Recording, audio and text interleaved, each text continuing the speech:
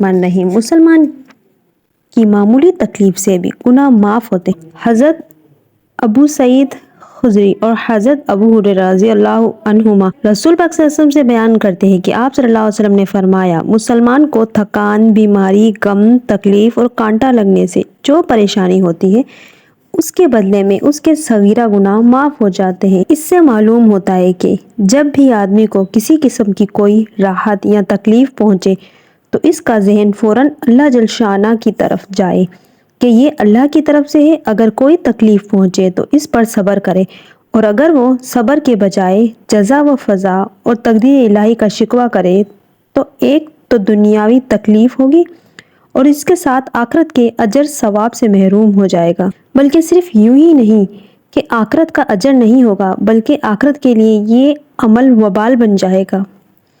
کانٹا چبھنا بھی صحت کا کفارہ ہے۔ حضرت عبداللہ بن مسعود رضی اللہ عنہ فرماتے ہیں کہ میں نبی کریم صلی اللہ علیہ وسلم کی خدمت میں حاضر ہوا۔ آپ صلی اللہ علیہ وسلم بخار میں مبتلا تھے۔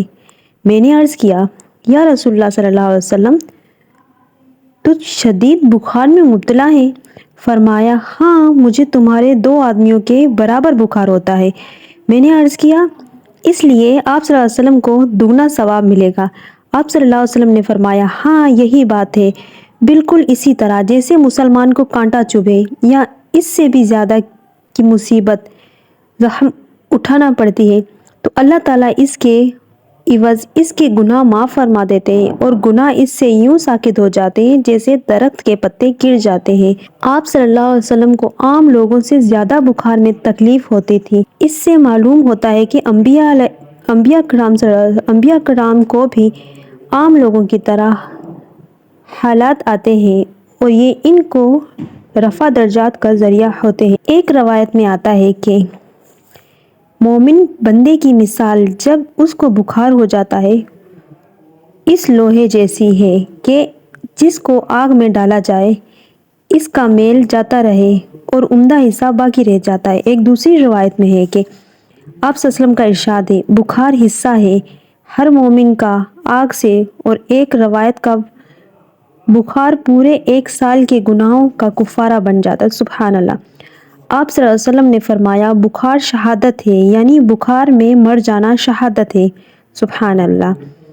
اور ایک روایت میں ہے جس کے راوی اسد بن قضر رضی اللہ عنہ ہے، آتا ہے کہ آپ صلی اللہ علیہ وسلم کا ارشاد ہے، بخار خطاؤں کو ایسے جھاڑ دیتا ہے جیسے درخت اپنے پتوں کو۔ اللہ جس سے بھلائی چاہتا ہے اس کو مصیبت میں مبتلا کر دیتا ہے۔ حضرت ابو ہریرہ رضی اللہ عنہ بیان کرتے ہیں، رسول اللہ صلی اللہ علیہ وسلم نے فرمایا، جس سے بھلائی کا اللہ تعالیٰ ارادہ فرماتے ہیں اس کو مصائب میں گرفتار کر دیتے ہیں۔ صادر پر صبر یا جس سے اللہ تعالیٰ بھلائی کا ارادہ فرماتے ہیں اس کو مصائب میں مبتلا کر دیتے ہیں۔ اللہ جس سے بھلائی کا ارادہ فرماتا ہے اس کو مصائب میں گرفتار رکھتا ہے۔ دنیا کی تکلیف، مصائب، بیماریاں، جان و مال کا وغیرہ کا نقصان، مومن کے لیے بھلائی اس طرح ہے کہ دنیا میں وہ ان سب کی وجہ سے اللہ کی طرف رجوع کرتا ہے اور اس کے سامنے دعا التجا کرتا ہے۔ اس کی وجہ سے اس کے گناہ بھی معاف ہو جاتے ہیں اور آخرت کے درجات بھی بلند ہو جاتے ہیں۔ بعض روایت میں ہے، اللہ نے مومنوں کے لیے جنت میں ایک مقام بنایا ہوا ہے، اگر وہ عبادات کے ذریعے وہ مقام حاصل نہیں کرتا تو اس کو مصائب دیتے ہیں، وہ اس پر صبر کرتا ہے تو اس مقام کو حاصل کر لیتا ہے۔ سبحان اللہ۔ اور مصیبت کے ٹائم موت کی تمنا نہ کی جائے۔ حضرت انس رضی اللہ عنہ بیان کرتے ہیں، رسول اللہ صلی اللہ علیہ وسلم نے فرمایا، کسی تکلیف کے آنے پر کوئی شخص موت کے نہ کرے، اگر اس سے کوئی چارہ نہ ہو تو یہ کلمات کہے، اے اللہ، مجھے اس وقت تک زندہ رکھیے جب تک میرے لیے زندہ رہنا بہتر ہے، اور اس وقت تک فوت کر دیجئے جب میرے حق میں فوت ہونا بہتر ہو۔ موت کی تمنا کرنا منع ہے، اس لیے ہے کیونکہ مستقبل کا علم کسی کو نہیں ہے کہ آئندہ زندگی اس کے حق میں بہتر ہوگی یا نہیں۔ دوسری بات یہ ہے کہ مصیبت کے وقت موت کی تمنا کرنا، اس میں بے صبری بھی پائی جاتی ہے، حالانکہ شریعت میں مصیبت پر صبر کرنے کا حکم دیا گیا ہے۔ اگر دعا ہی کرنی ہے تو حدیث بالا والی دعا کی جائے، جب تک میرے لیے زندہ رہنا بہتر ہے تو اللہ تعالیٰ مجھے زندہ رکھنا، اور جب موت بہتر ہے تو موت دے دے۔ ہاں، اگر کسی مقدس مقام یا شہادت کی تمنا کرتا ہے تو جائز ہے۔ پہلے لوگوں کو بھی بہت تکالیف دی جاتی تھی۔ حضرت خباب بن رات رضی اللہ عنہ بیان کرتے ہیں کہ ہم نے رسول اللہ صلی اللہ علیہ وسلم سے کفار کی ایذا رساؤں کا شکوہ کیا۔ آپ صلی اللہ علیہ وسلم کعبے کے سائے میں ایک چادر کو تکیہ بنا کر لیٹے ہوئے تھے۔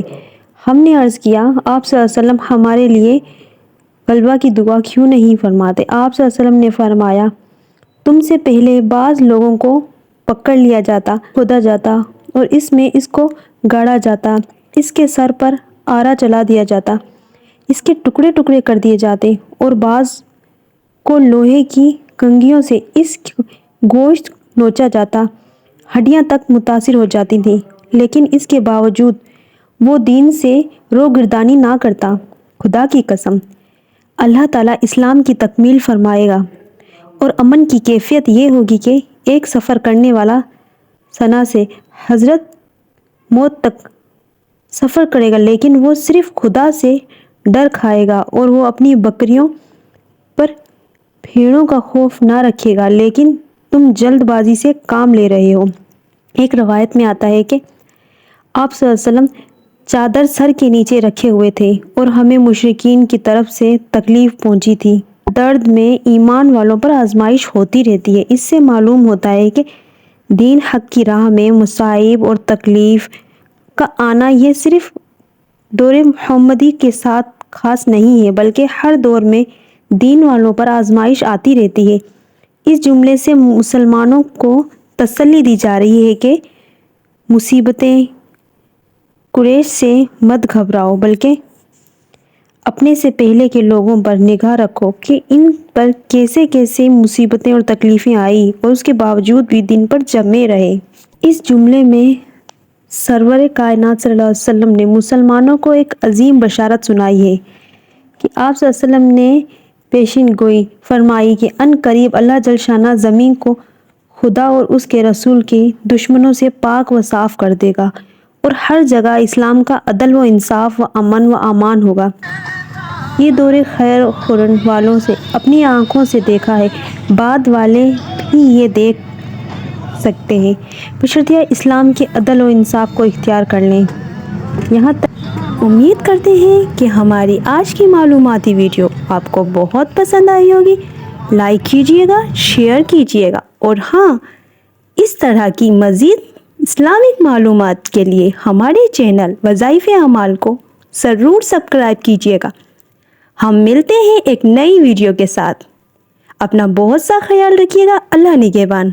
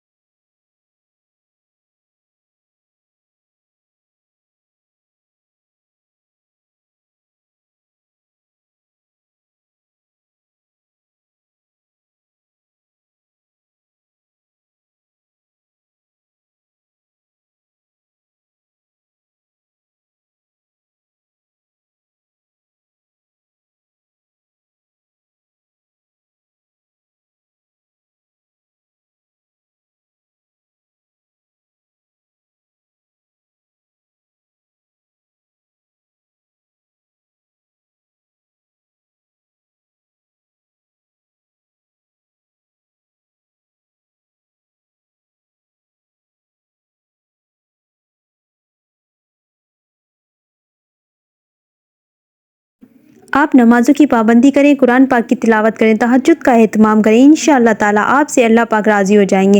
اللہ پاک ہمیں دین کی مکمل سمجھ عطا فرمائے اور ہمیں نیکوکاروں میں شامل کرے۔ اللہ پاک میری اور آپ کی بخشش فرمائے۔